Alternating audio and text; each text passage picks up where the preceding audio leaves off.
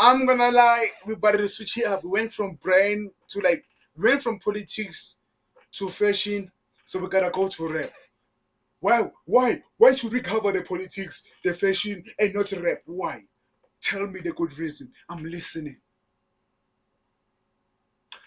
That's not good enough. So we gotta cover the rap parts too. So let's react to Usimamane. The Usimamane problem La Cabra can't ignore. Okay, La Cabra has a problem called Usimamane. Okay, so he can't even ignore that one. So let's tap into this video. I ain't gonna lie, we gotta tap into it. If you asked SA Hip Hop who was running the new generation, a lot of people would have said La Cabra, the leader of the Quelas, the self-proclaimed Mr. Bully, the face of one of the strongest movements in the country. But then something happened. A rapper from Umlazi started taking over everything. The streams, the charts, the conversations, the diss tracks, and suddenly people started asking a different question. Is La Cabra actually bigger on the streets than Usimamane, or has Usimamane completely taken that crown? I don't think anyone in the head will had this conversation like, is Usman. In my head, I never compared Ula Capra and Usman. Genuinely speaking, that's me. I never even thought like they were in the same league. I know like they all make trap. To me, I just saw them as guys who make music. Usimamane, La Capra, so meaning mana meaning fun by bull botel me. And then I just thought I just need a check. Ma trip, maybe fresh ma. Rex. Yeah, well, I just saw like two guys making music. I never thought like, okay, this is like the big junior tree.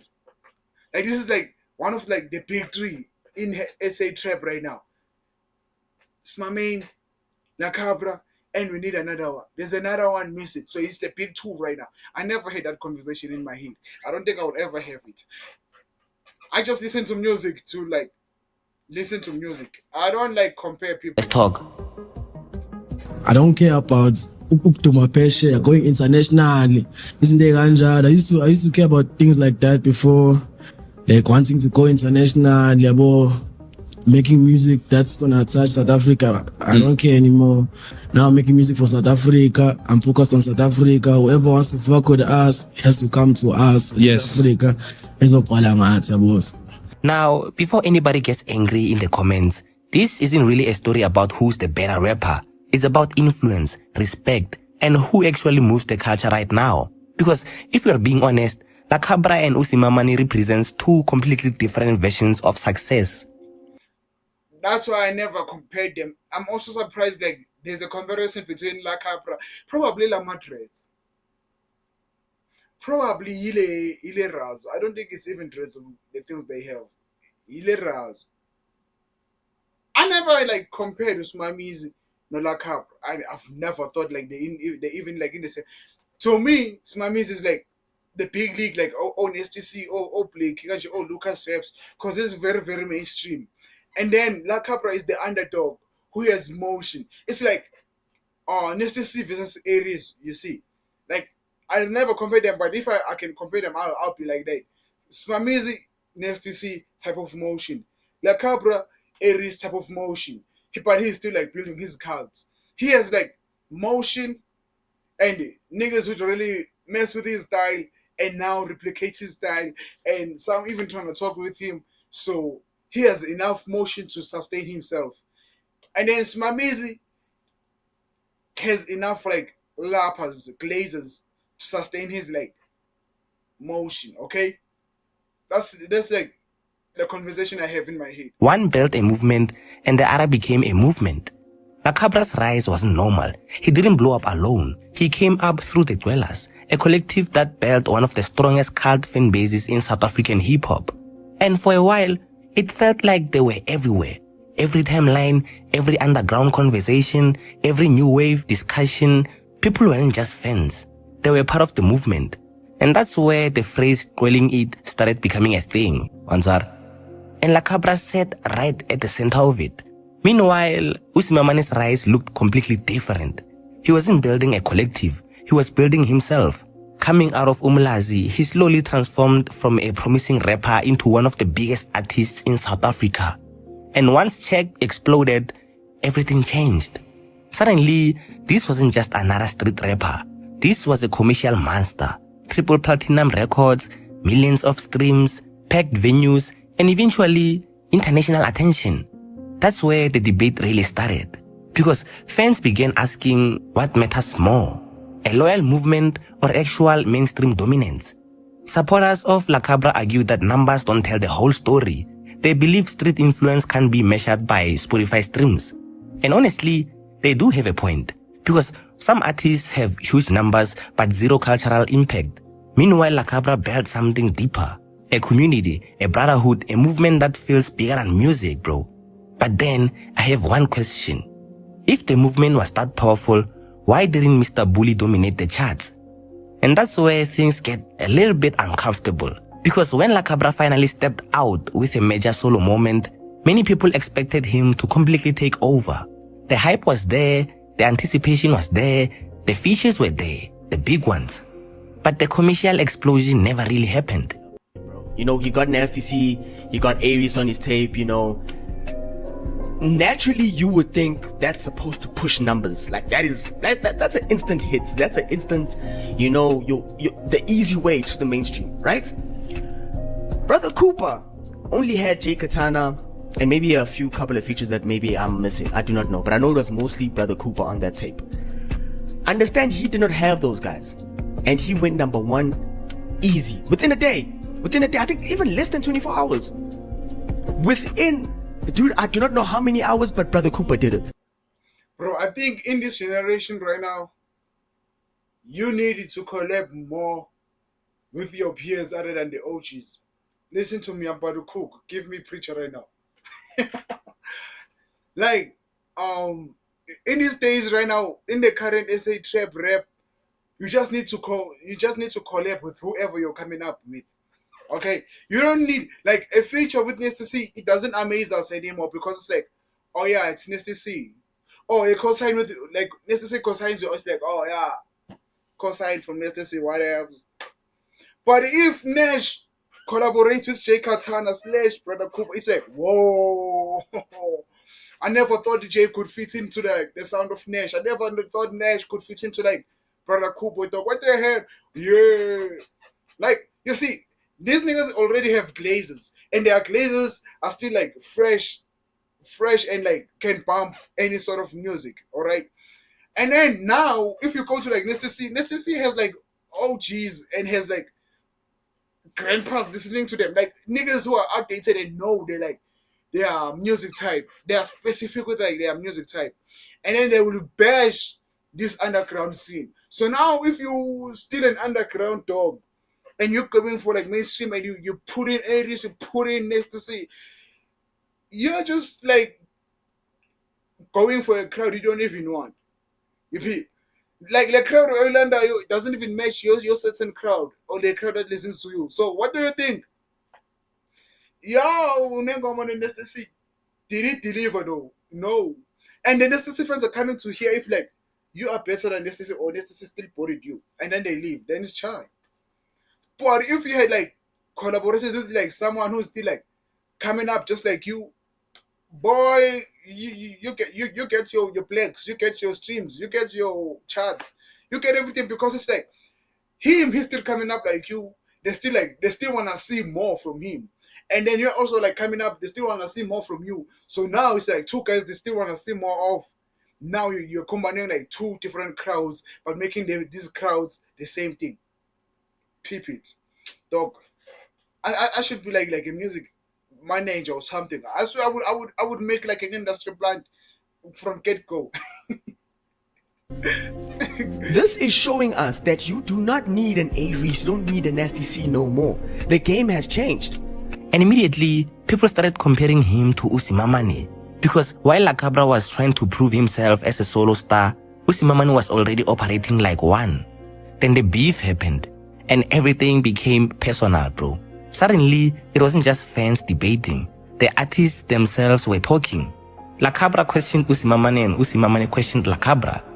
These tracks started flying, bro. Interviews started surfacing. And one specific story refused to disappear. The VIP section incident. According to Usimamane, La Cabra was removed from his section at an event.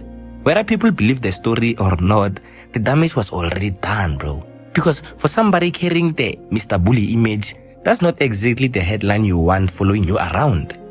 Yeah, and I got there, Lakabra tried to dab me and I didn't want to. Because I'm really not with that internet thingy where it's just going to be beef on the internet. If we're beefing for real. So he tried to do all of that, came to my section. I had this bodyguard guy and I had my team. So it was like 7 guys there. So when he came to dab me up, give me a hug, I removed his hand from me. Damn. Yeah. And then he tried, he kept pushing it like, yo, what's wrong? I was like, yeah, just tell this guy that I don't want to talk to him. And then, because he knew my team, he still was like, bro, come on. So Big Mike picked him up and threw him off. Even I'm chatter like Yeah, like I'm Tata John Big, not to some Tata and then tossed him. So it really started there. Usimamane understood something important. In rap battles, you don't just attack the music, you attack the image. And that's exactly what happened. Instead of focusing only on bars, he challenged Lakabra's authority, his influence, his position, his entire persona. And suddenly, fans were looking at Mr. Bully differently. I mean Lakabra. Not everybody, but enough people. And I would like to say big shout out to the New Gen podcast and especially Steve for showing love to the channel. Mine are different because I normally watch them on YouTube. I don't know if you guys know Brando RSA. Yeah, I know Brando. And YL Talks. Yeah, I know. Yeah, those are my 2 favorite hip hop commentators right now because they're not grifters and they're not they don't biased. have their face. Yeah.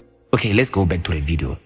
Then came another uncomfortable reaction. They said that I know Glaze's bro had to glaze that moment for you, and he was like, okay, let me glaze. Yeah, Siv glazed me, so I'm gonna put Siv here. Glaze. Reality. Crew power versus solo power. Because this debate follows Lakabra everywhere. Is Lakabra powerful because he's Lakabra or because he's leading one of the strongest collectives in the country? It's not a disrespectful question, it's just actually a fair one. Because when people talk about Lakabra, they almost always mention the Quellas too. Meanwhile, when the people talk about Usimamane, they only talk about Usimamane. And that difference matters, especially in modern hip-hop, where individual star power often decides everything. Then you look at the numbers, the awards, the streams, the international cosigns, the commercial success, and it became difficult to argue against Usimamane's momentum. Because right now, he's not just winning conversations, he's winning markets. But here is where things get interesting though. Street respect and commercial success ain't always the same thing. Sometimes the most influential artist isn't the one doing the biggest numbers. Sometimes the artist changing the culture is the one inspiring everybody else. And that's why Lakabra still matters. Because whether people love him or hate him, his fingerprints are all over the new wave. He helped build a scene, a movement, a sound, a generation. But the reality is, the game has changed now, bro. Today, the question isn't whether Lakabra... Bro, I feel like mainstream motion and stream motion is like different in a way. But mainstream is like you're trying to appeal to like online people. Like, it's like your motion is only online. And then with like the few 500 that will come up to your show, okay? And then with the street motion, you definitely know you can like, for sure I can pull up like 500 people here. But mainstream or online, you never really know if 500 people can come up to you, to your show for real, or they just like it because they are peer pressure to like listening your song. So I prefer like an underdog more than like a mainstream nigga because I know underdog have like a real motion. Like if you go for like La Cabra and Usimamane, La Cabra has like a real motion, a real street life motion, and then La Cabra has like peer pressure, and then Usimamane has like peer pressure type of motion. Like, oh, everyone is bumping. I just need a check. How am I? Drip, give me fresh, and then online drip, give me fresh. Nice, but if you have like a real life motion, streets life motion, you know, like this guy knows my song because he wants to know my song or because he got blood. And then he did not get peer pressure into liking this song. he had a choice to like the song and to not like the song, but he chose to like the song. Okay? And then online, you never really know if he likes the song or he was pressured to liking the song. So, which motion are you going with? Street life or like mainstream motion? Me, I prefer like street life. I ain't gonna lie. Cabra is important because yeah, he clearly is.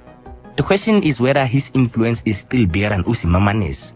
And depending on who you ask, you will get two completely different answers. Some people see La Cabra as the heart of the movement, others see Usimamane as the future of it. And maybe that's why this debate refuses to die, because one represents the culture and the other represents dominance. It's like Casper and AKA, if you understand. And right now, South African hip-hop is still trying to decide which one matters more. So the real question is, who actually owns the streets? Is it Mr. Bully or the rapper everybody suddenly started calling the real bully, Usimamane? But he been saying, and I just didn't like the fact that he thinks that he's better than me in any way. Like, he's not better than me. Trap-wise, rap-wise, singing-wise, money-wise, girls-wise, I don't care. You'll never be better than me too. How'd you know girls-wise? Have you seen these shorties? Dog. Have you seen my shorty? Have you seen my shorty? Bro, I ain't gonna lie. I love that clip for some reason. It's like, and anyone who like brags about their shorties, you can just be like, have you seen my shorty? Like you don't know my shorty too, nigga. So you can't speak on my shorty. What do you mean? What do you mean you get the power to speak on my shorty, nigga? Shut up, blah blah. Okay, but I ain't gonna lie. WYL talks every day. He glazed to see if can you glaze me next? Cause I also reacted to you. Glaze me now. Glaze me now, boy. Glaze me now, boy. Nah, I'm just kidding. But W video though, who do y'all think like is bigger dog? Usimamane and La Cabra. If you're watching this and feel like you wanna comment, like tell me your opinion, dog. Cause me, I get views, but I don't get comments. I don't understand. Is YouTube botting me, dog? The views that I get bots, dog. Cause they view there was one person who like commented on like my video where I reacted to like Joseph Darius Love Show, and he was like, "You do know this is planned, right?" I'm like, "Nigga, shut up! I'm just here to react. I don't care if it's staged or not. I don't really care." But hey, like, comment, share, and subscribe. Me, I'm gone.